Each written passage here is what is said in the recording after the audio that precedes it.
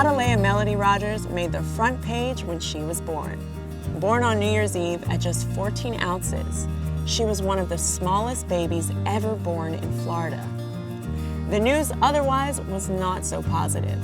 Her premature birth caused a host of medical issues, including heart and lung problems, bone fractures, and a life-threatening blood infection. During her few weeks of life, she's endured numerous surgeries and painful procedures.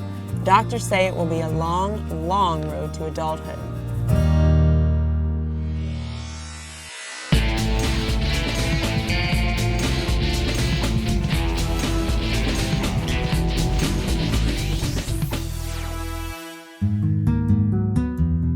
Antoinette Rogers looked to the Bible to find a name for her baby. She chose Adalea, which means strong in Hebrew. She knew this tiny, frail child would need every ounce of strength she could muster just to survive. When I was 23 weeks pregnant, I had to give birth to her by emergency C-section due to preeclampsia and chronic hypertension. I was hospitalized for 20 days in Broward General Medical Center. I was transported by critical ambulance from Coral Springs Medical Center, where I'm originally from. I was there for 3 days. When I was 23 weeks and 5 days, I had the head neonatologist come in to labor and delivery to explain to me that at the present time, my daughter was not viable, which means in medical laws and state laws states that a baby that's 23 weeks or 24 weeks under is not considered a baby, it's considered a fetus. Her question to me was, do you give us the permission to resuscitate your daughter?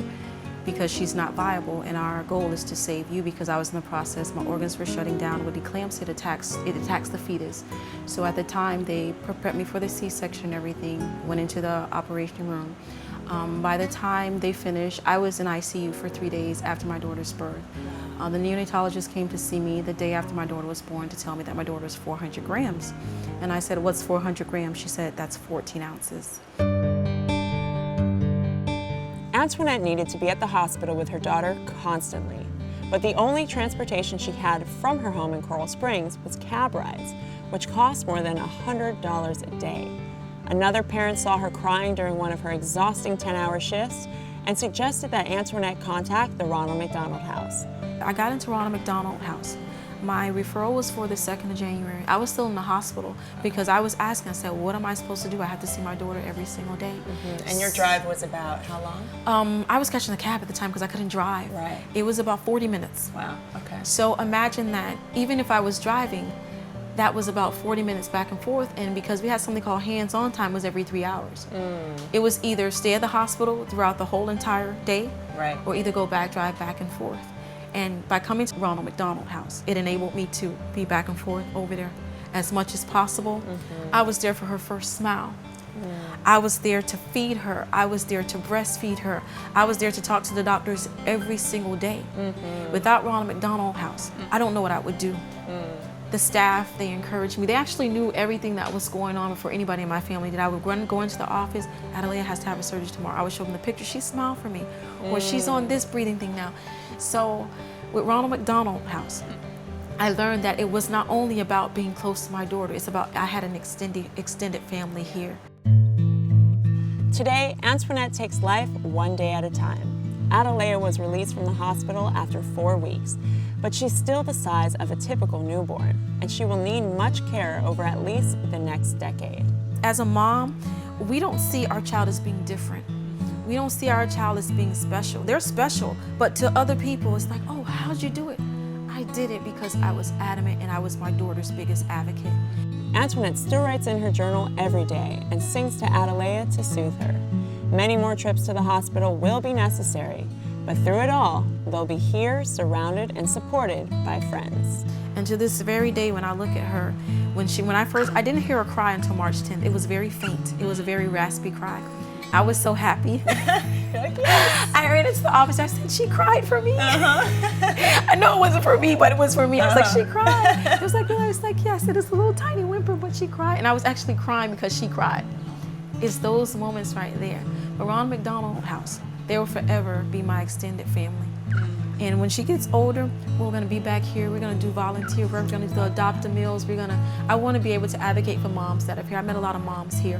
I've met a lot of families here that also are my extended families, a lot of NICU moms. Yeah, and how is that to have extended community? Oh my goodness, it is very, it makes you realize that you're not alone. Operation Build hopes Antoinette, Adelea, and their family enjoy a long, happy life together.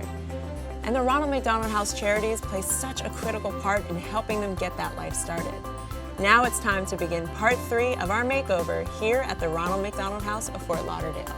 That's coming up next.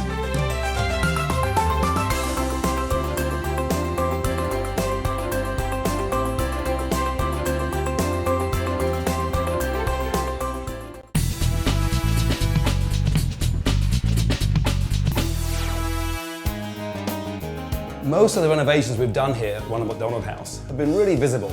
Things like the paving stones we refinished and resealed. But now we're going to address something less obvious, something folks pay little attention to until it malfunctions: the toilet.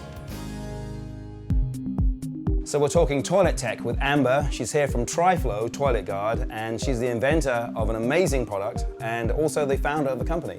Amber, welcome to the Ronald McDonald House, and tell us about this product.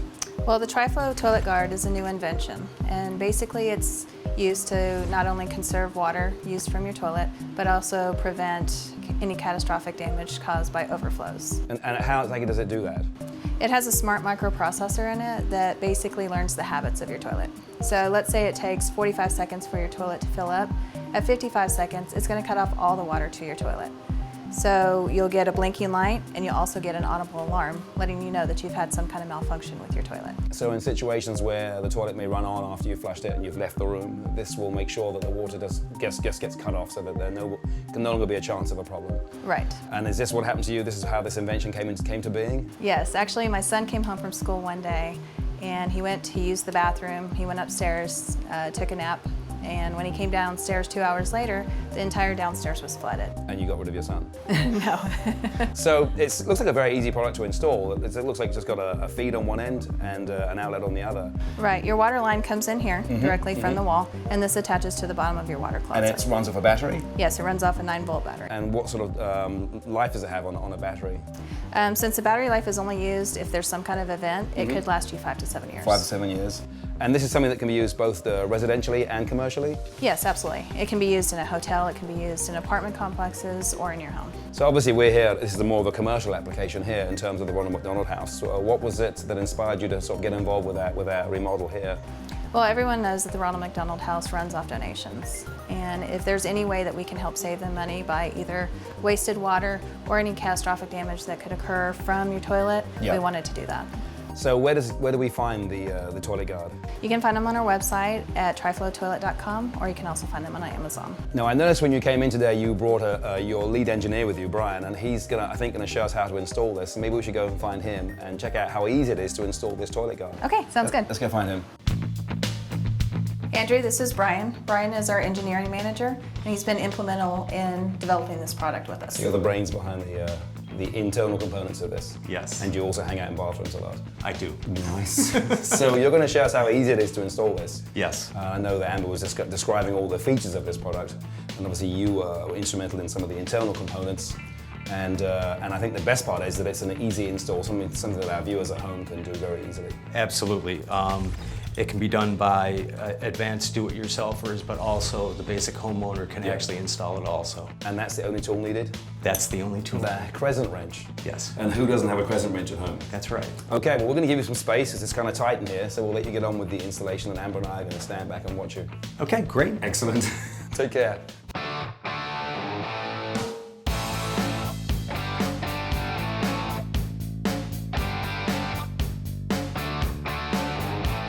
So I've been thinking, Amber, this technology could be used in other applications, and I'm wondering if you have anything planned for the future for Tri-Flo. Yes, we're actually going to use the same technology found in the Tri-Flo Toilet Guard and incorporate it into other products that you can use in your ice maker, your hot water heater, your dishwasher, and your washing machine. So this is just the start of big things for the company. Yes, absolutely. Well, we're very excited that you got involved with us here at Ronald McDonald House. We can't thank you enough for the time you've taken to come and install these the Toilet Guard, and we wish you all the best in the future. And good luck. Thank you so much for having us. Excellent. Thanks, Andrew. Operation Build will be right back with more Ronald McDonald House renovations coming up.